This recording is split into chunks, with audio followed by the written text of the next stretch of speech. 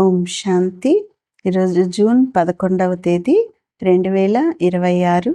శివబాబా వినిపించిన మురళి సారాంశము.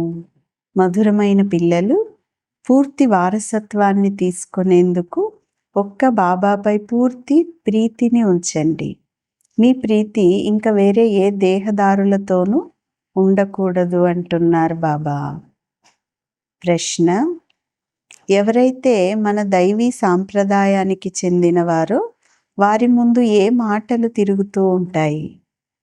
సమాధానం: బాబాను స్మృతి చేసినట్లయితే వికర్మలు వినాశనమవుతాయని, దేవీ దేవతా ధర్మ స్థాపన జరుగుతుందని మీరు వారికి తెలియజేసినప్పుడు వారి ముందు ఈ మాటలు తిరుగుతూ ఉంటాయి. నేను దేవతగా తయారవ్వాలి, కావున నా ఆహార వ్యవహారాలు చాలా శుద్ధంగా ఉండాలి అని వారి బుద్ధిలోకి వస్తుంది అంటున్నారు బాబా. ఈరోజు పాట: భోలానాథుడి కన్నా అతీతమైన వారు వేరే ఎవరూ లేరు. మంచిది. మధురాతి మధురమైన అపురూపమైన పిల్లలకు తల్లి తండ్రి బాప్ దాదాల యొక్క ప్రియ స్మృతులు మరియు గుడ్ మార్నింగ్. ఆత్మిక తండ్రి ఆత్మిక పిల్లలకు నమస్తే. ఆత్మిక పిల్లలు ఆత్మిక తల్లి తండ్రికి ప్రియ స్మృతులు, గుడ్ మార్నింగ్ మరియు నమస్తే నమస్తే. ధారణ కొరకు ముఖ్యమైన సారం.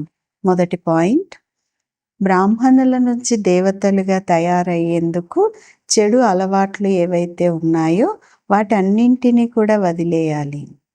శూద్రులను బ్రాహ్మణ ధర్మంలోకి తీసుకొచ్చి దేవతలుగా తయారు చేసేందుకు ఈశ్వరీయ కార్యంలో సహయోగులుగా అవ్వాలి.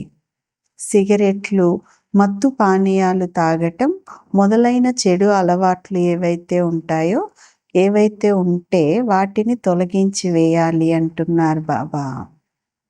రెండవ పాయింట్: ఈ వినాశ సమయంలో ఒక్క బాబాతో సత్యమైన ప్రీతిని కలిగి ఉండాలి. పాత ఇల్లు కూలిపోనున్నది, కావున దీని నుండి మనస్సును తొలగించుకొని కొత్త ఇంటితో మనస్సును జోడించాలి అంటున్నారు బాబా.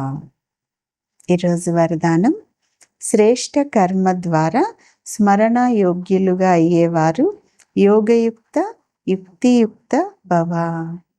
వరదానం యొక్క వివరణ: మీ ఒక్కొక్క కర్మ ఎంత శ్రేష్టంగా ఉంటుందో అంతగానే శ్రేష్ఠ ఆత్మలలో స్మరింపబడతారు. భక్తిలో నామస్మరణ చేస్తారు, కానీ ఇక్కడ శ్రేష్ఠ ఆత్మలు ఎవరైతే ఉంటారో వారి గుణాలు మరియు కర్మలను ఉదాహరణగా చేసేందుకు స్మరిస్తారు. కావున మీరు శ్రేష్ఠ కర్మల యొక్క ఆధారంపై స్మరణ యోగ్యులుగా అవుతూ ఉంటారు. దీని కొరకు యోగయుక్తులుగా అవ్వండి. యోగయుక్తులుగా అవ్వటం ద్వారా ప్రతి కర్మ, ప్రతి సంకల్పము, ప్రతి వాక్యము లేదా కర్మ తప్పకుండా యుక్తియుక్తంగా ఉంటాయి. వారి ద్వారా అయుక్తమైన కర్మలు లేక సంకల్పాలు జరగజాలవు.